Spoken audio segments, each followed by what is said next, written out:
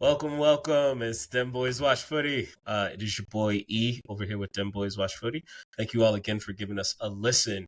I wanted to also point out that this is going to be our season finale. It's been a really great first 25 episodes, and we're trying to get back to you with more hard hitting facts about all the different parts of footy life. We're going to go with culture, the actual games, and as well the community based aspects of it.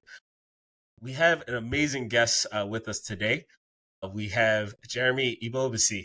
He is a professional athlete, plays for the MLS team San Jose Earthquakes. He's a philanthropist, nonprofit, executive, investor, pretty much just winning at life. How's it going today? Not winning at life, but trying to for sure. Doing well. Thanks for having me. Excited to be on and honored to be the season finale. It's Oh, hopefully we end it with a bang. for sure. Definitely pretty excited to have you on. And we are going to have a special guest as well. Friend of the show, Marley Wilson, will be dropping by. He was really instrumental in helping us get some understanding about hyper community focus with his work with NorCal Soccer, and really excited to have him on as well.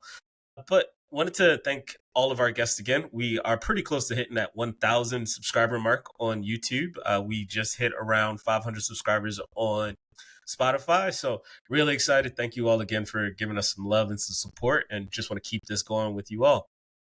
So, Jeremy, let me just get you started with some of the hard hitting questions of the day. So, I know that your squad, the Earthquakes, didn't make the playoffs pretty far this year. I mean, there were some chances. It was a long season, especially a little bit of the breakups with international play. But want to get your thoughts on the MLS playoffs so far.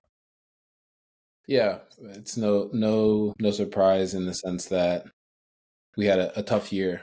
As you saw the year unfolding, we were just never able to pick up the momentum that we were looking for. And we had glimpses. I think the Leagues Cup was something that we were proud of. We felt we could have gone further in the competition, but ultimately we fell very far off of our expectations. And whatever happens to this club, I think that there's reason to be optimistic in terms of what can happen in 2025.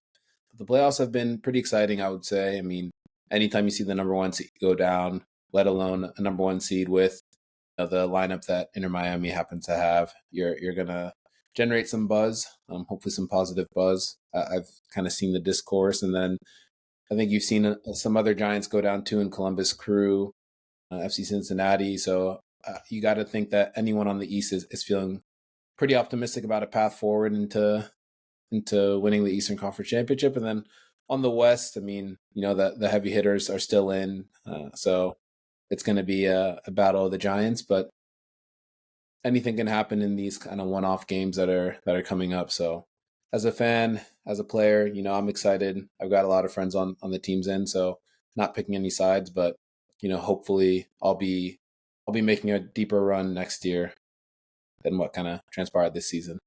For sure. Yeah, we'll definitely be giving a watch out for that. I mean, definitely harken to your point. Like, I was super surprised that Inter Miami fell. I was more surprised that the Columbus Crew fell. They were my actual champion just because of how well they did with the CONCACAF Champions League. I was really excited to see what Inter Miami could have done after that Supporters Cup run. But to your point, MLS has a lot of parity within it right now. Atlanta United is kind of pushing forward. You have the two squads over in LA just duking it out. You'll see within the semifinals within the conferences. So it's a lot of good, exciting things happening within the league. Really excited about that. Definitely. And what I'll say even to that is the playoffs, it's pretty rare that you see a supporter shield winner go all the way and win MLS Cup for a reason. When you get to the end of the year, it's always the team that's hot, always the team that finds a little bit of momentum where they had a little bit of disbelief early on in the year or throughout the middle section that finds a way to extend their season. And, each time that you win a game you're not supposed to win just feels like an added level of power to Yeah, power and confidence to what you'll bring to the next round. So I've been there in 2018. I think we were fifth seed out of sixth, and we went all the way to the final. So again, lots to look out for.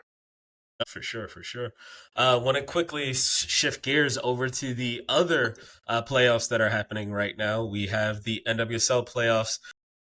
we had some amazing finishes this past weekend with Orlando City winning over Kansas Current, and then we also had the Washington Spirit defeating the defending champions Gotham FC. So yeah, what are your thoughts over there? It's going to be the final is taking place this Saturday.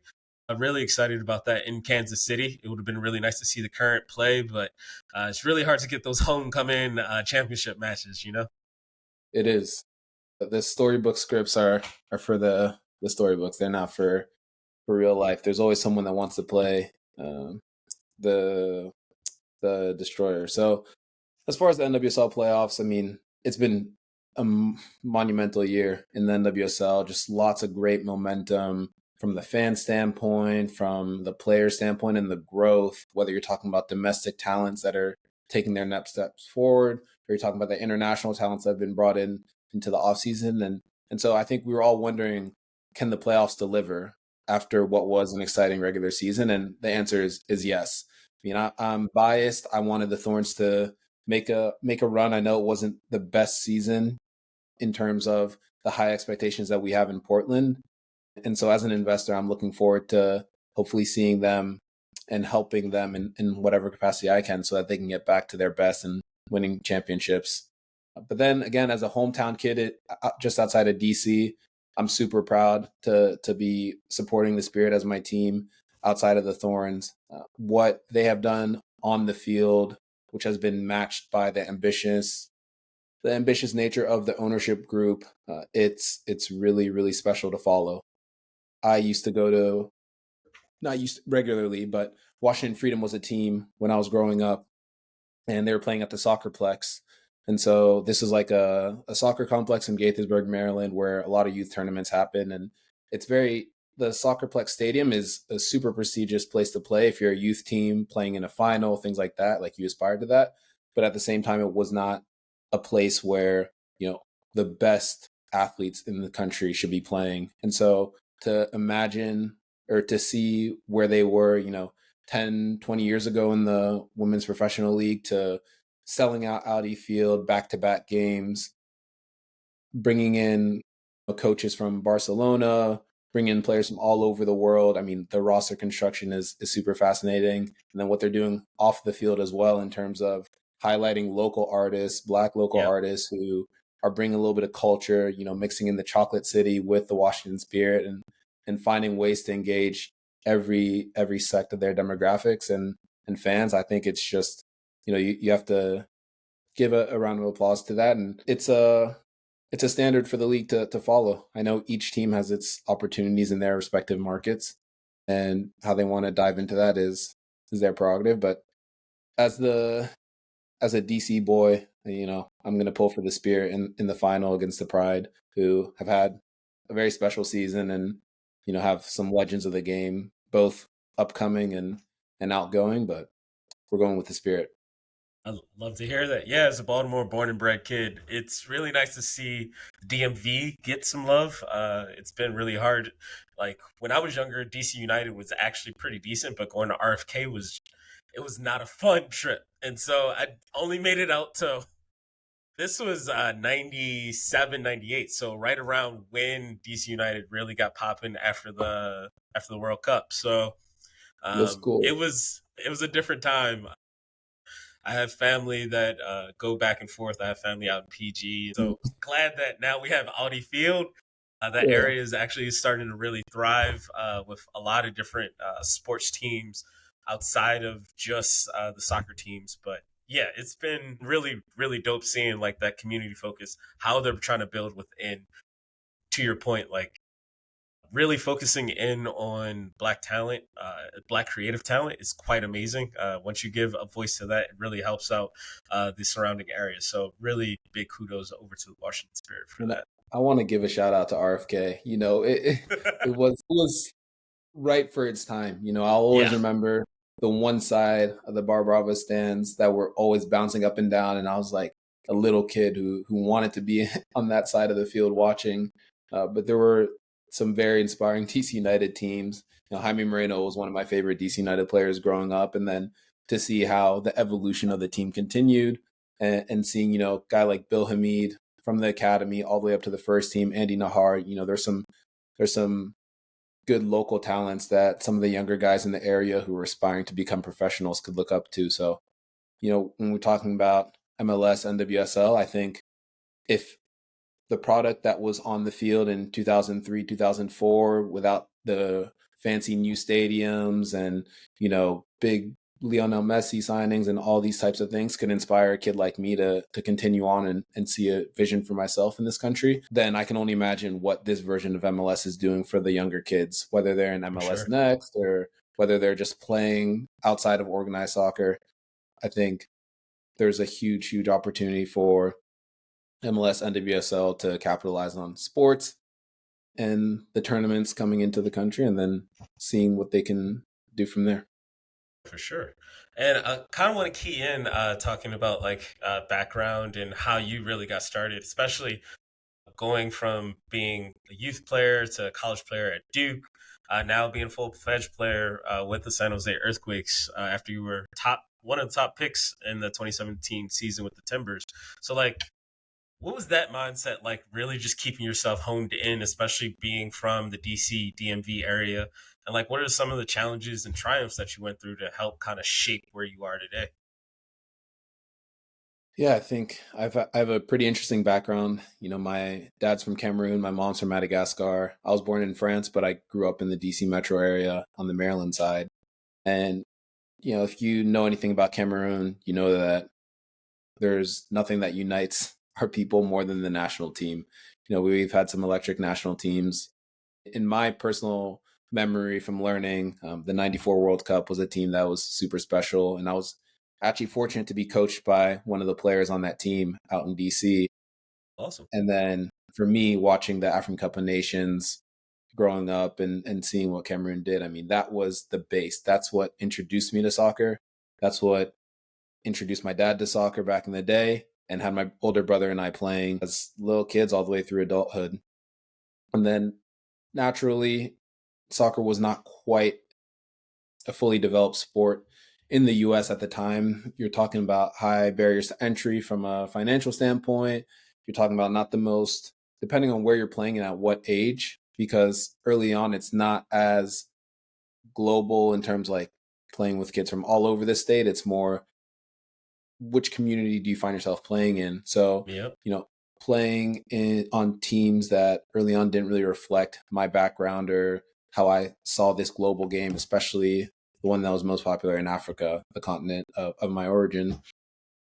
But it was still something that I loved and united our family and provided a lot of just opportunity to explore, not just Maryland, but I got to travel all over the country and eventually all over the world to pursue the game. And that led me to Duke.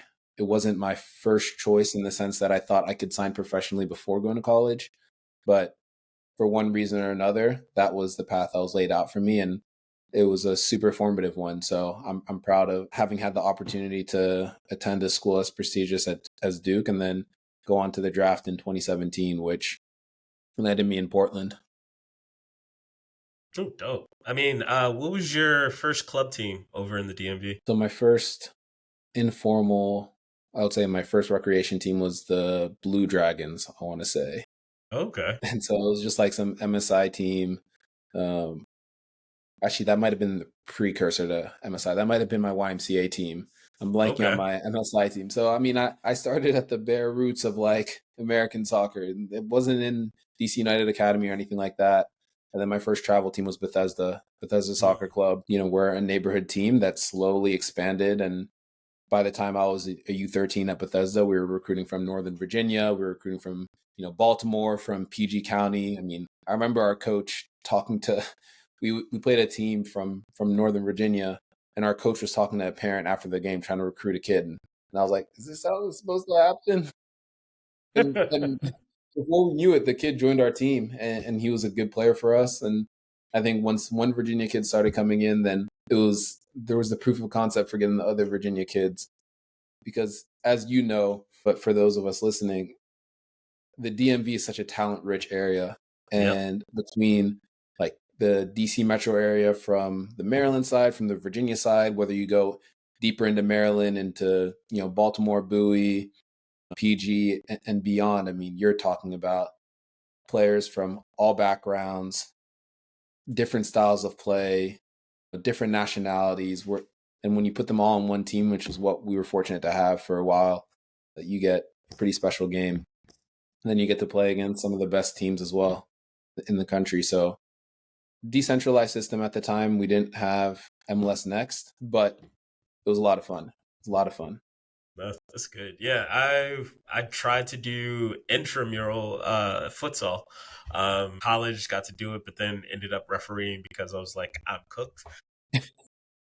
It was still a good time to like understand, especially because I had friends playing, and so I was just trying to understand like what is this world like Mm. of the sports when I was younger. So yeah, actually seeing like the differences within New York when I worked for the Colorado Rapids, the youth system there, like it was a little bit more established than what I saw when I was first growing up in the area. So yeah, like the entire system has changed, and it's really dope to see. But there's still some tweaks that we can keep trying to keep pushing the game along within the U.S. You know? Yeah, it's our country's so big that Yeah.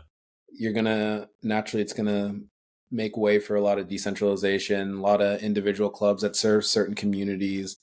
And there is a business side to youth sports in this country, not just in soccer. So those challenges are going to persist, but I'm lucky to connect with guys that I played with, guys that I played against who are now trying to coach and trying to provide access to the game, because a lot of times they either came from countries where the game was free to play, or they just understood the difficulty that they went through, their teammates went through, and they don't want anyone else to go through it. So if I had all the money in the world, I mean, I would be funding a lot of youth soccer programs, doing really good work, servicing kids that traditionally would not be in the US soccer system for one reason or another. And while I hope to be in a financial situation to do so as an individual, for now, I'll continue to do so through the organizations that I work with and through the organizations that ask me how they can make an impact in the community. Amazing. Well, yeah, like want to stay on that topic. I mean, you're already doing so much off of the pitch. You have so many different investments, ranging from the Portland Thorns to other VC angel investing spaces. Like, how did you first like start identifying and leveraging those synergies between different sectors? And like, can you give an example of like how partnership has been particularly impactful to your decisions? Yeah, I will say I wasn't always thinking about that when my career unfolded. I mean, the goal of my career was always to bring uh, community into every step of the process. So I think back to some of my earlier classes at Duke. I mean, I did an education course that put me into the community, and I was tutoring kids, and that really gave me a nice perspective in terms of what Durham public schools could look like and how my access, being a Duke student athlete, could facilitate the life of a student in that situation. So I always wanted to expand that community and provide access to the resources I would have as a professional to communities that didn't necessarily have the same opportunities. And then to kind of piggyback off that kind of philanthropic work, when I got to the Bay, that's when I got introduced to kind of the venture private equity ecosystems. And I'm still kind of early on in the process. It's been about 3 or 4 years where I've been investing, learning from some of the best investors in the game as well, and just trying to carve out my own lane personally. But something that is really important when I look at a deal is there are deals that I think are going to do well financially. Hopefully, it's a risky game, so you can't ever be too sure. But something Hmm. that I do like to focus on is community. And so, can I gather people at a space? Can I use the brand, the IP, the whatever it is? Can I use that to support a wide range of people that I care about personally? And so, the perfect example of that would be the Portland Thorns. I spent 5 years in Portland as a player for the Timbers. I got to see the Thorns firsthand. The first game I went to was in 2017, NWSL semifinal. They ended up winning that semifinal and went on to win the final. And it was just inspiring to see how the city rallied around them, as well as how the team just showed up day in, day out. So to flip that around and to be an investor now, that's just an opportunity for me to gather people at the stadium, support the women that are playing, and also continue to serve the community of Portland that gave me so much. So ideally, Sure. you find a nice cross between, financial trajectory of what you hope can happen, as well as how you can continue to impact people in a positive way. For sure. And want to quickly jump back into this, but gotta reintroduce our guy, Marley Wilson. I'm excited to be on. And Jeremy, good to see you, man. Good. Glad you can make it on. I know For sure. the sack It traffic is, it is. can be something. Wanted to stay with you, Jeremy, about your investing, just the demands of just being an everyday person. You're also a pro athlete. How do you juggle that, being a player, but then as well, like all of your other work and all of your other opportunities? It's tough, but I'm also mindful of the fact that as a professional athlete, you have mornings and early afternoon for training. We're not working the typical 9 to 5 or, taking home a lot of work when we come home. So I really value I would say 8 to 1:30 that I'm at the facility. Allows me to take care of my body, allows me to obviously go out and train with the team, do extra lifts if I need to, extra finishing, whatever it takes. And then when I'm out of there, if I'm not watching film, if I'm not, finding ways to either get better or learn from other players, then that gives me the opportunity to dive into some of the nonprofit stuff, some of the investment opportunities. And so, as an example, I sit on a board here, Oakland Genesis. It's a youth club in Oakland that is providing, free soccer programming across the city of Oakland. It also has multiple youth teams in the CalNorth system. And most importantly, all the registration, everything is free for the kids, even rides and snacks, things like that. So it's really creating the opportunity. And beyond that, they also have academic support for the kids. So there are academic tutors. I've seen counselors come into the program just to help. There's college track if the students want to potentially play in college or attend college. There's college track counseling so that they know the expectations and whatnot. So it's a really holistic program that covers a lot of ground for the kids. And so that's a program that, I sit on the board on. We have quarterly meetings, and then we have another set of quarterly meetings for individual committees. And then practices go on, 2 to 3 days a week. So to the extent that I can get out and kind of be on the ground a little bit more hands-on. And then on the investment side, a good piece of advice that I got is you can't be a part-time investor. Like the amount of work that these people do, they are traveling. It feels like every week to go meet founders, to go check in on, their portfolio companies. And so the humility with which I accept that is that I know I'm not going to be the best person to execute on a multi-layered strategy, handling a ton of money, but where I can find good mentors who are willing to bring me into a deal that they've done the majority of the vetting for, and then I see if it fits my scope of investment, then that kind of cuts down some of the time that I've lost by also having a full-time job that wouldn't allow me to pursue that fully. So time management's critical. It's something that you learn as a student athlete in school. I think student athletes have it way harder, especially with the realigning conferences and, Stanford and Cal in the ACC. That's or insane. wherever SMU, I think, is in the ACC too nowadays. Yep. So you gotta learn or you sink quickly. For sure. And definitely want to push back and bring up the fact, like with Oakland Genesis being within the CalNorth system, and Marley, you being within that space yourself. Like, are there any other avenues of trying to recreate the model that the Genesis have, or like, is there anything that you're seeing right now that other teams are doing within your association right now? I think, Jeremy, there's groups that are more nationwide. America Scores offers poetry and the soccer piece. And I think what the Genesis done in Oakland, Oakland is a very unique community that I believe is special. And I think being able to offer what the Genesis are offering, it's not necessarily like, hey, get on the bus program that we have at CalNorth or America Scores or an after school program. I think they found a unique market, and I think they found a group of individuals that they can serve. Could it be replicated in other parts of the country? Yeah. But I also believe that they would have to put their own unique twist on it. When you say, Jeremy, have you experienced that? Yeah, I would say I've had the opportunity to see a few organizations like Genesis pop up around the country, which has been special. I don't know those as intimately, but a group like Yeah, FC yeah, Harlem, or I think exactly, it's South Bronx exactly, United as well exactly, in New York. I mean, there are groups that are taking kids into the game and providing them any number of opportunities, and the exactly. kids are soaring. There's no limit to what a kid can do when they have, you know, excess opportunity in front of them through an organization like that. And so each city is going to need Correct, its own correct. twist to what ticks. There's different demographics in each city. There's different interest levels in the game in each city. And so what the Genesis do actually, which I like a lot, and I really want us to lean in more to, is that we have the teams that are more formal, that are part of the CalNorth system that compete on a weekend, like on a weekend basis.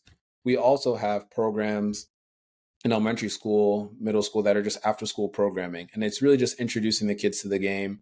It's not any tactical lessons or skills lessons. It's just come outside, there's a ref, let's kick a ball for however much time Huge. you want to be out there for. And then, for some of the younger ones, if they end up really liking the sport and want to take it a little bit more seriously, then there's the pathway into some of the more formal teams. So it's a two-pronged approach.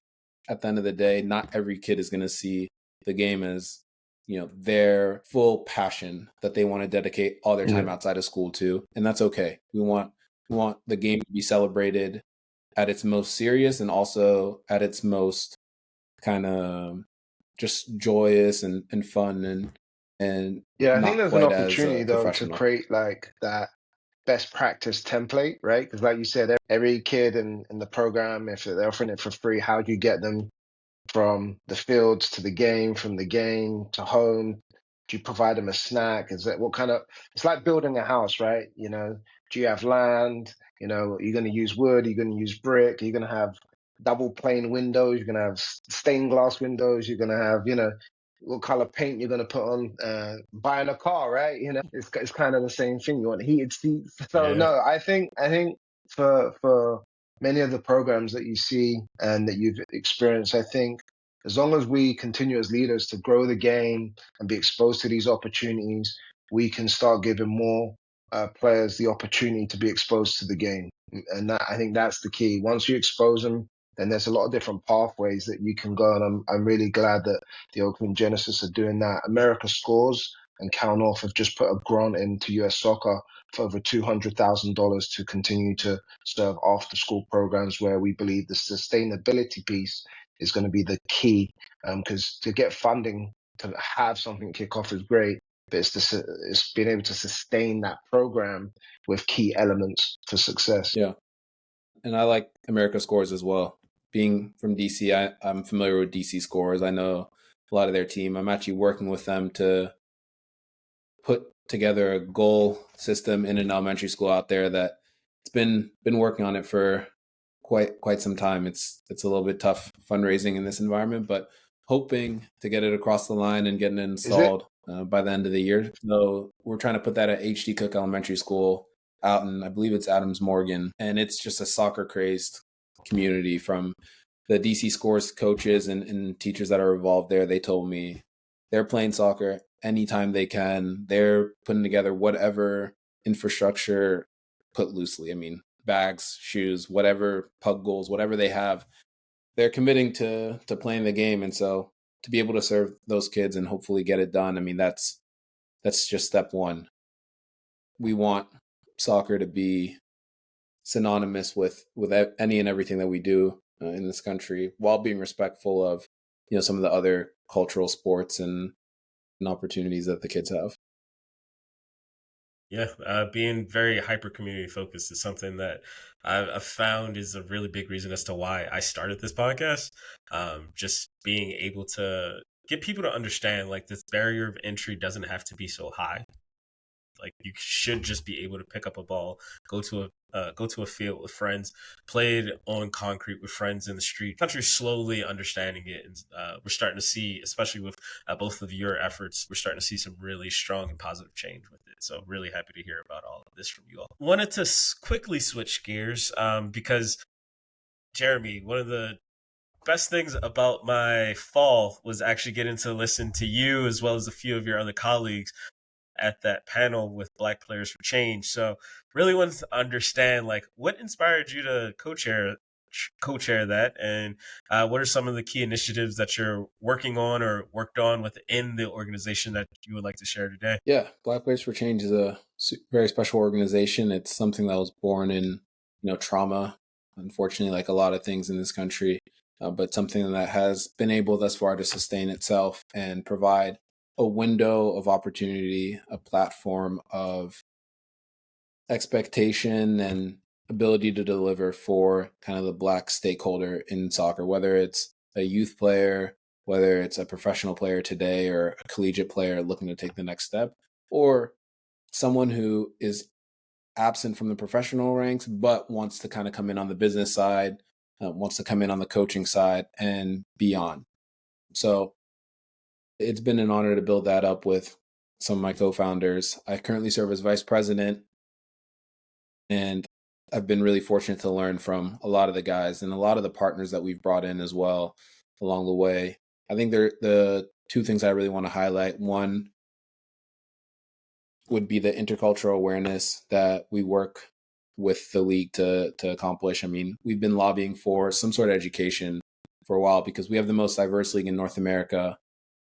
And with that comes a lot of backgrounds from South America, from Africa, from Europe, and Asia, just around the world. And I think the history of this country is so unique that at times people can come in and not necessarily know what they're stepping into, and maybe some things that might be acceptable. I mean, I have a personal opinion about this, but let's just say acceptable in other countries doesn't fly here.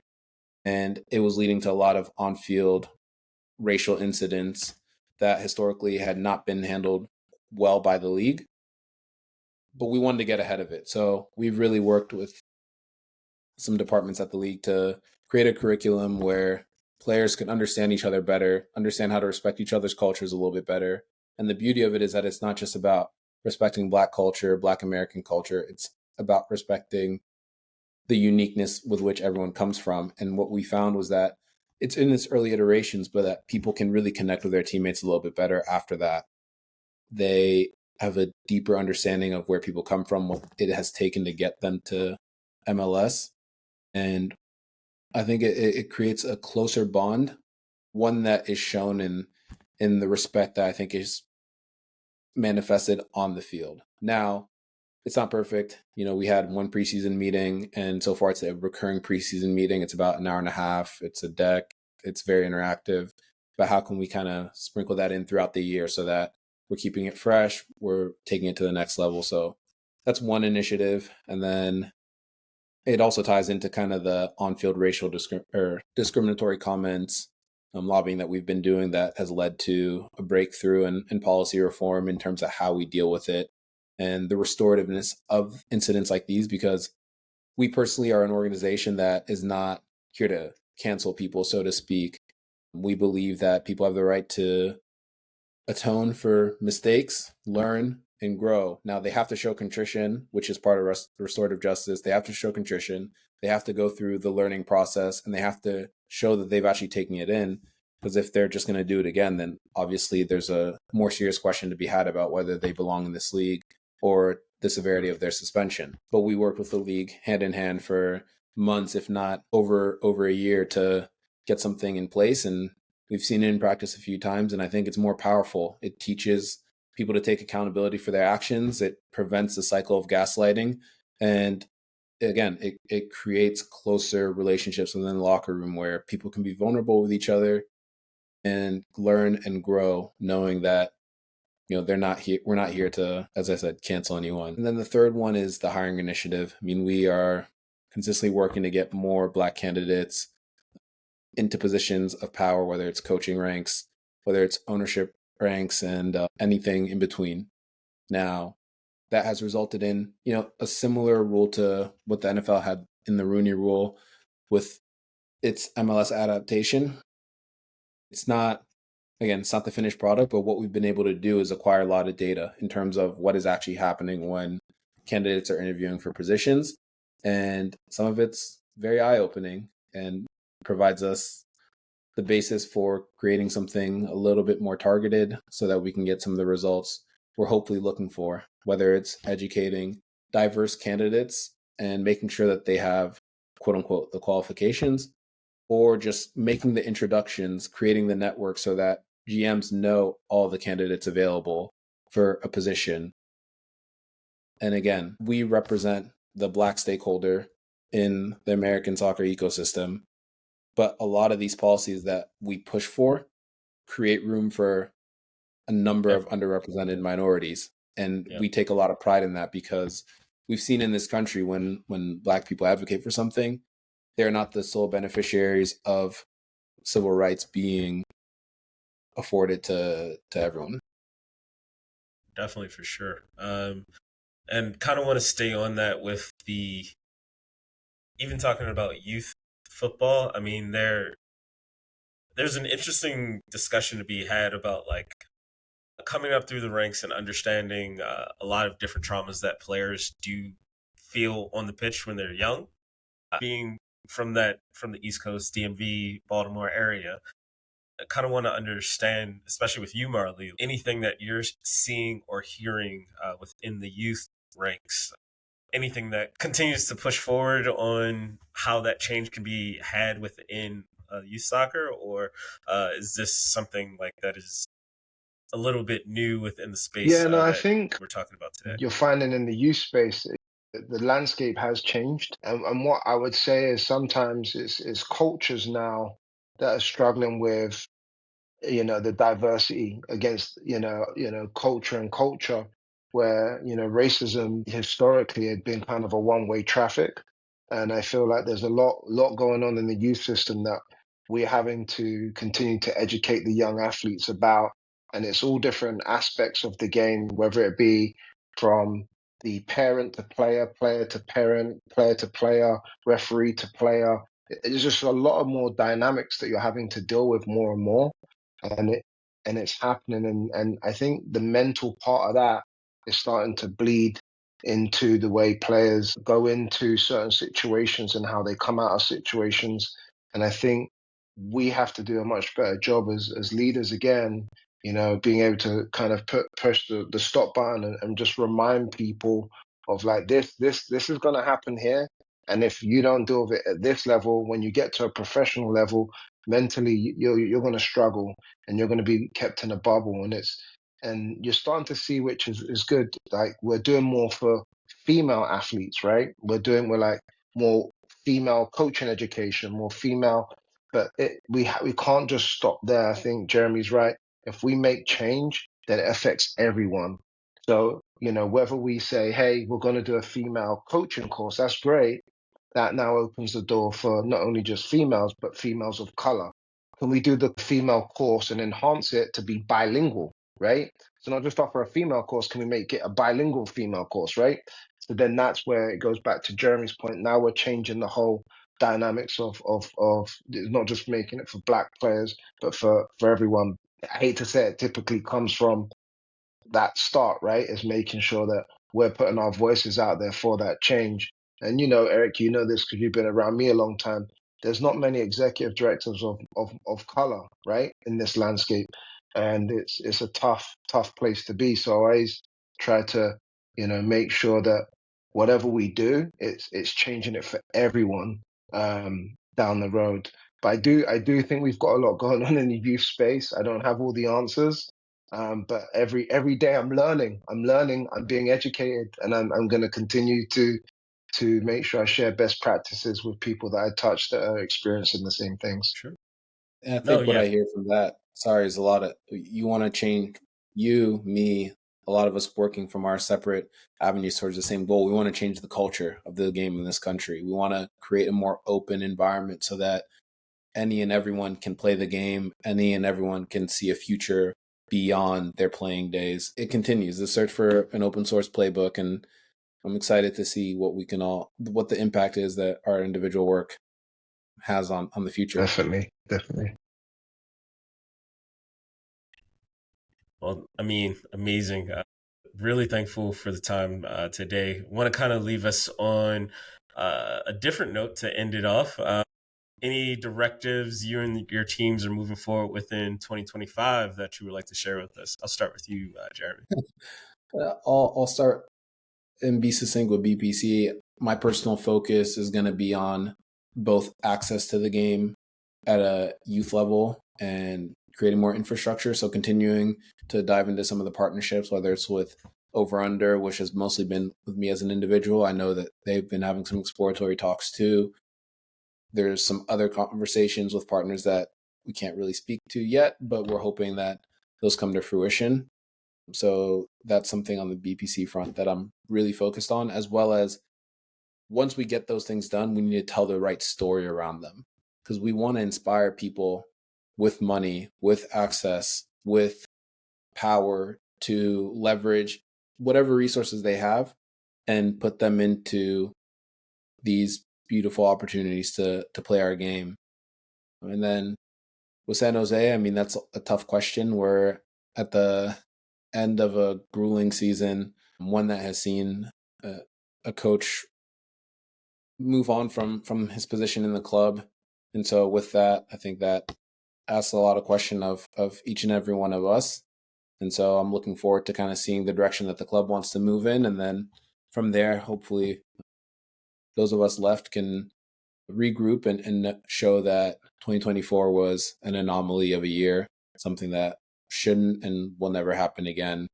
And then, yeah, same with the Thorns. I mean, continuing the build out of, the transition from the previous ownership group into kind of this new one, continuing to lock in some of the key players this year, while also adding pieces on and off the field that round out the organization really nicely and put them in a position to be a contender again in 2025. Because if the Thorns aren't a contender, then we can't consider that a successful season.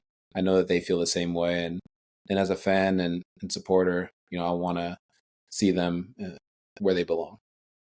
Well said.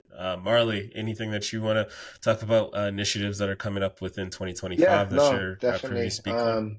I'll throw this one out because I know the listeners are going to be tuned into this one, but you have the birth year versus school year conversation that is pretty viral right now for youth soccer players. And I think, the one of the things that I'd like to say for CalNorth and its members and the soccer community, I think we've all come to a point where we're developing players. So if we want to box a player into a school year or a birth year, at the end of the day, a player's going to go where the player can grow. And if that means the competition will dictate that, then that's what we're planning to do, because we believe it's going to be best for the player. And that's why we're here, right? Where it's also around the player. So I'm excited to see how that vote goes on November the 22nd by the US Soccer Board. And once the US Soccer Board make their decision, then it will be, again, viral. And it'll be the hot thing, flavor of the month. And then we'll go into December, where everyone hits the reset button to get ready for the new year. We're looking at things from building up to the World Cup and how can we have legacy programs and work with many of our counterparts in Northern California. This is what I always love to tell people, we're all going to be growing the game. As long as everyone's playing soccer, I don't mind who's doing what, as long as we're all growing the game, right? So if someone wants to put on more referee courses, coaching courses, hey, we'll post it for you. You want to do a talk? We'll post it. Like let's just keep soccer alive and healthy. So with that being said, for us is building up to the World Cup, which, believe it or not, is on our doorstep and is a short time away. We just got back from Mexico, where we've signed some deals, and I can share them even though they're not public. But we're going to be sending more ODP teams to play with Chivas, Atlas, Pan America, and we're really excited for that. So that is going to continue to build the opportunities for the players. This year, we've seen a big influx of players that have not normally had access to ODP, two in which I volunteered and helped coach, that have made that. And those two females are African American, have never got the opportunity to play. One of the players, 9 games, scored 24 goals, and she historically played basketball. So, the fact she made ODP her first year was pretty amazing. And I was really grateful to volunteer for the short period of time. So again, for 2025, I think there's a lot on the table. Excited about the future. We do amazing work with the Earthquakes. We're going to continue. We're doing a C license with the Earthquakes in December. We're doing our Kicking It program with the Earthquakes this summer. So we'll continue to do our Hall of Fame, which we've just done in September, which was on the field. So we've got a lot of cool things coming up in 2025. And always happy, Eric, for you to have us on the show and continue to support you and reposting and getting the viewers up. More subscribers. Let's go. Hey, more subscribers. That's what we want to see in 2025. But gentlemen, thank you all both again. This was quite amazing. I wanted to thank you both. Marley, where do the people find you? mwilson at calnorth.org, or you can find me on Instagram, Facebook, and all the social platforms as well as LinkedIn. Awesome. Jeremy, where can the people find you? They can find me predominantly on Instagram at King Jabo, and they can find me on LinkedIn, just Jeremy Ebobisse. Funny request, LinkedIn, but I'm active on there. I try to build out there because just get the different people working towards the same problems, and then establishing myself on Blue Sky. So King Jabo as well. Yeah, I just actually just started on Blue Sky this past weekend, so pretty excited about that new venture. But thank you again, gents. This is E with Dem Boys Watch Footy. Thank you both again. Have a great one. Appreciate you.